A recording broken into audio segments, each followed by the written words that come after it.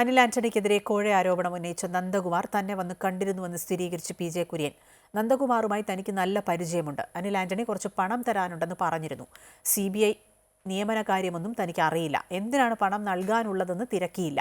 AK ആന്റണിയോടോ Anil ആന്റണിയോടോ ഈ വിഷയം ധരിപ്പിച്ചതായാണ് തന്റെ ഓർമ്മയെന്നും അദ്ദേഹം പറഞ്ഞു. AK ആന്റണിയെ ആർക്കും സ്വാധീനിക്കാൻ കഴിയില്ല എന്ന് തനിക്കറിയാം. ഇന്ത്യ മുന്നണി ജയിക്കുമ്പോൾ അനിൽ ആന്റണി കോൺഗ്രസിലേക്ക് തിരിച്ചുവരും. അനിൽ ആന്റണി തിരിച്ചു വന്നാൽ കോൺഗ്രസിൽ എടുക്കണം എന്നാണ് തന്റെ അഭിപ്രായമെന്നും PJ കുര്യൻ പറഞ്ഞു.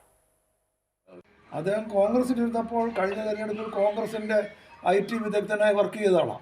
അന്നേരം ഈ അഭിപ്രായമുണ്ട് അദ്ദേഹം എന്തിനത് പ്രവർത്തിച്ചേ.